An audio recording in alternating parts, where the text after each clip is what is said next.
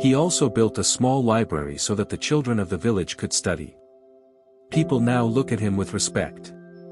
But Rakib knows, what he has become today is because of his hard work, patience, and right decisions. Standing on the balcony of his office at night, looking at the city lights, he thinks. Once he was the owner of a dilapidated flat, today he builds the dream homes of many people. His life motto was, take risks, keep learning, and never give up. Poverty could not stop him. Rather, that poverty taught him, it takes courage to dream, and it takes relentless hard work to fulfill that dream. Thus, a poor boy became a successful real estate businessman. He not only changed his own life, but also spread light in the lives of others. Sparkles. All in all, they didn't object even after hearing the price. Rakib made a big profit for the first time. That day turned his life around. He paid off the loan and had some money left. This time he was more confident. He started looking for an old flat again. This time a little bigger than before. Using his previous experience, he worked better, he learned interior design, studied lighting, and understood how to make a small space attractive. The second flat sold for a higher profit than before. In this way, Rakib started buying one flat after another, renovating it, and selling it. Gradually, he became skilled in the flipping business, buying at a low price, developing it, and selling it at a high price. Within a few years, he had a small office. He hired 2 employees. One would look at the market and find good properties, while the other would supervise the renovation work. Rakib was no longer just a laborer, he was a planner. However, the path was not easy. Once, he mistakenly bought a flat that had legal complications. He had to go to court for a few months. Once again, the renovation cost exceeded the budget. Instead of profit, there was a loss. But every mistake taught him, you have to understand the law, check the documents, and not think outside the budget.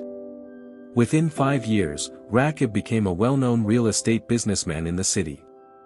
He didn't just buy and sell old flats, but now he bought small plots of land, built houses under his own supervision, and sold them.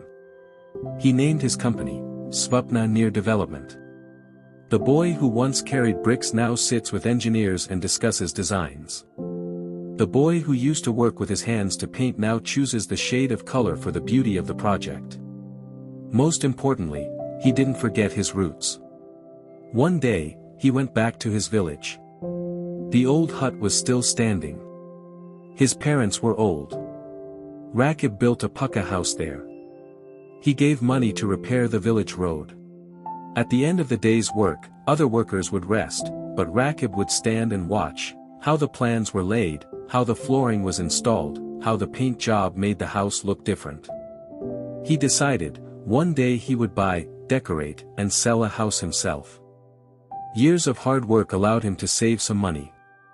By cutting down on expenses and giving up luxuries, he would save a little every month. Some of his friends would ask him, what will happen with this money? But Rakib knew, small savings are the foundation of big dreams. One day he received news, an old, dilapidated flat was being sold at a very low price. The place was a little inside the city, but people didn't want to buy it. Because the flat was in bad condition, cracks in the walls, paint peeling off, the bathroom was ruined, and the window glass was broken. Everyone said, if you buy this, you'll lose money. But Rakib had other calculations going on in his head. He calculated, the price of this flat could double if renovated. He pooled his savings from many years. He also borrowed some money. And took the biggest risk of his life and bought the flat. Then a new struggle began. He worked for others during the day and worked on his own flat at night. He plastered the walls with his own hands. He learned how to install tiles by watching YouTube. He replaced the old doors with modern wooden doors. He bought cheap but beautiful paint and gave the entire flat a mix of light off-white and blue. As he worked, he realized that a house is not just brick and cement, it is a feeling. If the light enters properly and the color is right, even a small space feels big. After 3 months of hard work, the flat became like new. He took a few beautiful pictures and advertised it online. At first, he didn't get much response. But after a week, a couple came to see the flat. They were impressed by the house. The light and air, the clean finishing, the beautiful colors. The story of a poor boy who became a successful real estate businessman. Rakib was born in a small village on the banks of a river. The village was called Shantipur. Although it was called Shantipur, there was very little peace in Rakib's life. His father was a day laborer, sometimes working in a brick kiln, sometimes in a rice field. His mother worked in other people's houses to support the family. It was as difficult as war to provide 3 meals a day for a family of 5. From an early age, Rakib understood that poverty is not a story, it is real. He really wanted to study at school, but after the 7th grade, he had to leave his books and start working. First, he took a job at a grocery store in the village market.